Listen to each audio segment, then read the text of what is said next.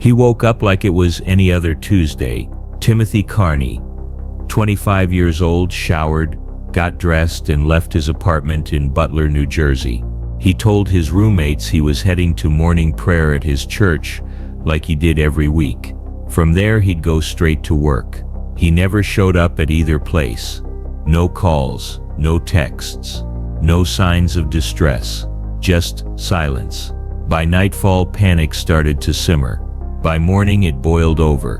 When police entered his apartment, everything was in place. His clothes were untouched. His toothbrush was still damp from that morning. His wallet and ID were on the dresser. His Bible, bookmarked, still lay open beside his bed. It looked like he meant to return, but he didn't. Days passed, then weeks.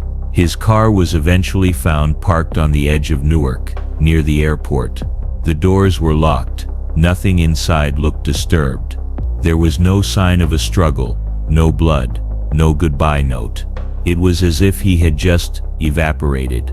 But people don't evaporate, and Timothy Carney wasn't the type to disappear.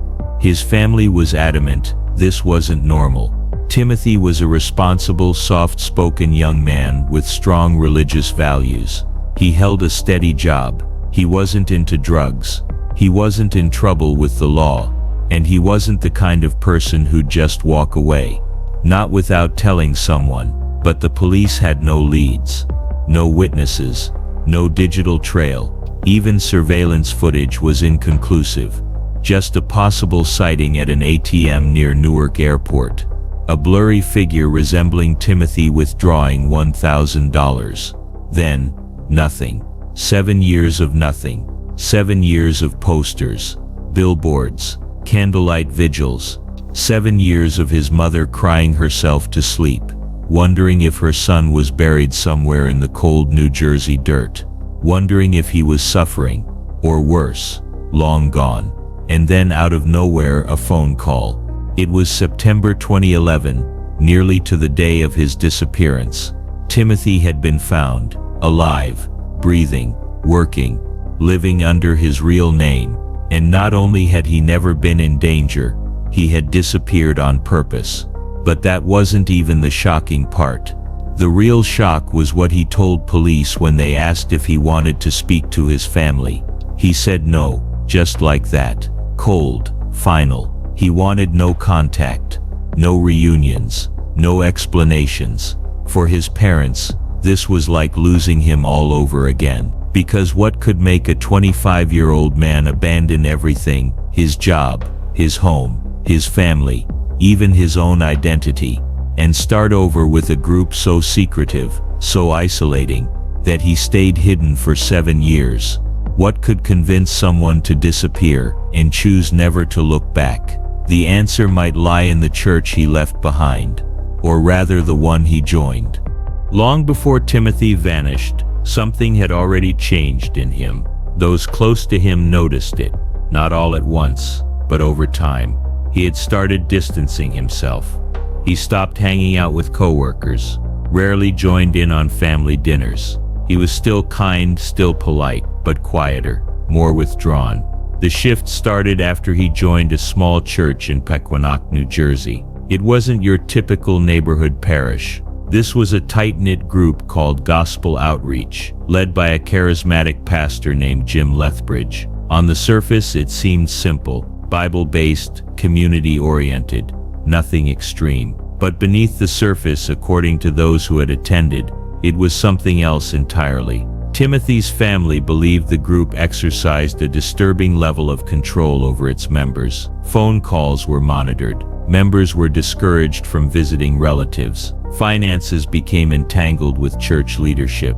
One former member recalled being told not to seek medical care without permission. Another said they were pressured to donate nearly their entire paycheck each month. And Timothy, always deeply spiritual, was drawn in. Over time, his independence faded. He became increasingly obedient to church leadership, often turning to them before making even minor decisions. He lived with other members in what some described as shared housing, but what others would later liken to communal living with cult-like structure. In the months before his disappearance, his family saw less and less of him. He missed holidays, ignored birthdays, calls went unanswered, and yet he never acted like something was wrong. That's the most chilling part. It wasn't fear in his voice. It was calm, eerie calm. And then came that morning in 2004, the morning he left for prayer and never came back. The Gospel Outreach Church refused to speak publicly. When approached by reporters years later, they gave short, vague responses. "He's fine," one member said. "He just needed time." But who disappears for 7 years just to find time? In 2011, when police found him, working in a city several states away, they expected tears, relief, reconnection. But what they got was an emotional wall. Timothy confirmed his identity, answered questions, and then, with total composure, declined any contact with his parents or siblings. He wasn't being held against his will. He wasn't under any known psychiatric treatment, and he hadn't committed a crime. But he also wouldn't say why he left, or why he stayed gone, or why he chose to remain estranged. Some suspected brainwashing. Others said it was religious extremism. But the truth, only Timothy knows. His family was devastated. After years of hope, of imagining him locked in a basement, trafficked, murdered, or living with amnesia, they were told he was alive and didn't want them. They issued public statements asking for understanding. They said they still loved him, no matter what. They hoped, maybe one day, he'd come back on his own terms. But he never did. No letters, no calls, not even a birthday card. Timothy Carney, now a grown man in his 30s, chose to remain a mystery, not to the world, but to the people who loved him most. And maybe that was his intent all along. But that leaves a disturbing question hanging in the air. What kind of spiritual group makes leaving your family feel like salvation? What kind of church teaches you that love is a chain to be broken? And if he wasn't being controlled, why does it all feel so controlled? 7 years is a long time to grieve someone who isn't dead. But that's exactly what Timothy Carney's family had been forced to do. They lit candles, printed flyers, filed reports. They poured their lives into a black hole of uncertainty, believing he could be anywhere, doing anything. Every time the phone rang, they hoped it was him. Every knock at the door felt like a possible return. And when it finally happened, when they got that call from law enforcement in 2011 saying, "We found him," it should have been the beginning of healing. Instead, it shattered them all over again, because he didn't want them, and he didn't explain why. He had just moved on, as if the people he left behind didn't exist. His mother would later say that in some ways, finding out he was alive hurt more than believing he was dead, because death has finality. Disappearance offers mystery, but rejection, that carves a hole nothing fills. Still, they tried. His family sent letters. They pleaded through intermediaries, people who had contact with him, friends of friends. They even tried reaching out through former church members. Nothing worked. The silence was absolute, chosen, willful. And that's when questions started turning into suspicion. What kind of belief system convinces a man that his mother's love is a trap? What kind of leader tells you your past is poison? Timothy wasn't the only one who had disappeared from gospel outreach. Others too had quietly severed ties with their families, not with anger, but with unsettling calm. In each case, the person had once been devoted, spiritual, soft-spoken, and then simply gone. Former members began to come forward, slowly at first. Some spoke anonymously, others, bravely, with names attached. They described a place that wasn't overtly violent or criminal, but emotionally corrosive. Obedience was prized, independence was discouraged. Questioning doctrine was seen as a weakness of faith. One woman said she'd been encouraged to cut contact with her parents because they weren't saved. Another said church leaders insisted on managing her finances, even pressuring her to donate her car. This wasn't a cult in the traditional sense.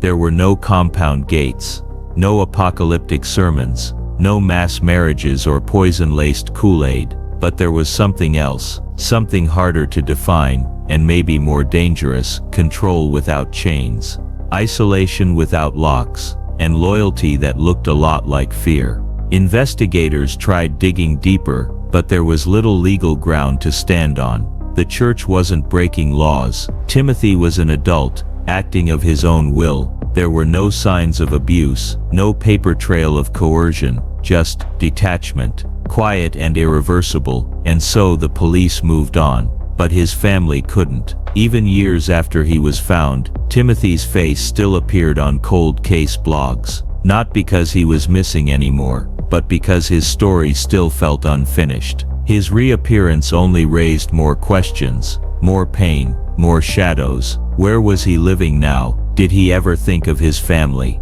Did he still worship at gospel outreach? Did he ever look back? No one could answer. And as the years rolled forward, something else crept in. Not anger, not even grief, but the deep, exhausting ache of not knowing who he was anymore. Because the Timothy Carney they loved had vanished long before the police ever found him.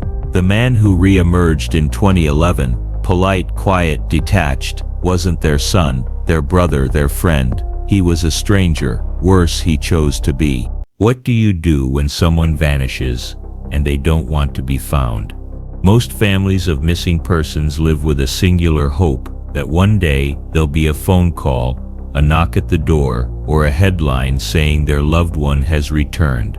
But what no one tells them, what no one prepares them for, is the cruel twist that can come when that wish is granted. Because sometimes the lost are found, and they don't want to come home. That's what happened to Timothy Carney's family. They had grieved him like a ghost, organizing search parties, taping his photo to telephone poles, whispering prayers in empty bedrooms. They spent birthdays without candles, holidays without chairs, Thanksgivings with one less plate. But when he resurfaced, their grief didn't end. It changed form and became something worse, because this grief didn't have a place to go. There was no casket, no ceremony, no ashes to scatter or headstone to visit. There was only distance, intentional, deliberate, painful distance, created by someone they loved, someone they thought they knew. Experts have a term for it: ambiguous loss. It's what happens when a person is physically gone but emotionally present, or vice versa. A kind of emotional limbo where closure is impossible, where every memory feels like it belongs to a person who no longer exists. Dr. Pauline Boss, who coined the term, calls it the most devastating kind of grief, because it never ends. For Timothy's family, every photograph became a museum artifact, every voicemail became a relic. His old t-shirts, still folded in drawers, stopped being clothes. They became proof that he had once loved them, that he had once belonged. And now, he didn't return their calls. He didn't answer letters. He didn't explain. He had erased them, and yet he wasn't dead. He was out there, breathing the same air, watching the same sunrises, living in a world that he'd chosen to keep them out of.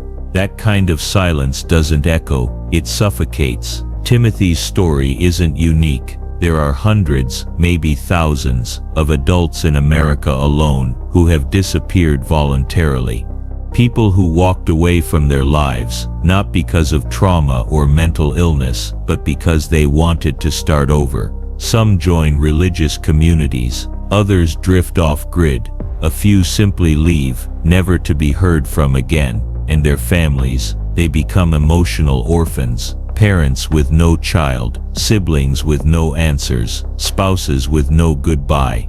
It's a kind of exile by omission. One case, eerily similar to Timothy's, involved a woman named Michelle Whitaker, who vanished in 2002. Her family feared the worst. Police suspected foul play. For 6 years she was listed as a probable homicide victim, until she was found alive, living under her real name in Oregon. She hadn't been kidnapped. She hadn't been hiding. She just didn't want to go back. Like Timothy, she made the decision to walk away, and didn't explain why. It's a kind of vanishing that's legal. and yet, it feels criminal. Because abandonment leaves scars. It makes every family photo a question mark. It makes every voicemail a quiet heartbreak. It makes the living feel like the dead. The question at the center of Timothy's story isn't about law enforcement or missing persons protocols. It's about humanity.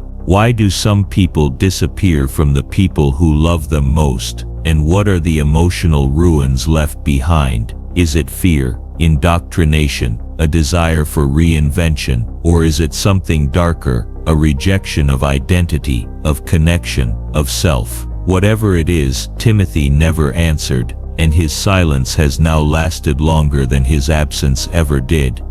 Years have passed, and yet Timothy Carney's name still lingers in missing persons databases, in blog entries, in the search bar histories of grieving mothers looking for understanding.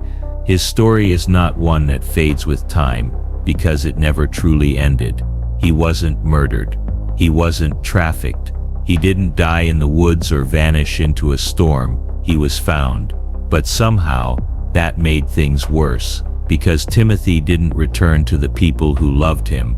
He didn't come back with scars or tears or stories of survival. He came back with silence, with distance, with an impenetrable wall between who he used to be and who he had become. And that's the part no one prepares you for. The final cruelty in stories like these isn't death, it's detachment. His parents said they could have understood if he was running from something, abuse, addiction, violence, but there was none of that. There was only obedience, a life slowly handed over to something else, something they still don't understand. Even now, over a decade since he was found, there are no new updates, no public sightings, no reconnection, not even a private, anonymous letter. He is alive, and he has chosen absence. What haunts his family isn't just the loss, but the lack of answers. The why is a cavern too deep to fill. They turn it over in their heads endlessly. Did we push him too hard? Was he too devoted? Did the church give him something they couldn't? Or did it take something from him they'll never get back? There are no autopsies for this kind of grief, no forensics for the soul. What's left is speculation, fragments, echoes. One day a relative spotted a man on a bus, same build, same gentle gait. For a moment they froze, hope surged. But when the man turned his face, it wasn't him. That moment, they say, felt like losing him all over again. And this is the paradox of the voluntarily missing. You pray for years for them to be alive, but when they are, and still choose to be gone, you realize life without presence is just another kind of death. Timothy's story doesn't end in an arrest, or a grave, or a reunion. It ends in the haunting middle, the unresolved center of a life paused between two worlds. A young man left for prayer and never came home. Years later the door opened, but no one walked back through it. And maybe that's the greatest mystery of all, not how someone disappears, but how someone stays gone, while standing just on the other side of the line. Stories like Timothy Carney's don't get headlines. They don't go viral, because there's no villain, no courtroom, no twist ending, but they matter. They remind us of the invisible grief so many families carry, of the complexity of human decisions, and of how silence, chosen or not, can be the loudest wound of all. If this story moved you, shook you, or made you ask hard questions, please do one thing: like this video, so more people see it. Comment below, what do you think truly happened? Was Timothy coerced, or did he choose this path? Subscribe to the channel for more real cases, not just the famous ones, but the ones that still echo in the shadows, because every story deserves to be told, even the ones with no ending.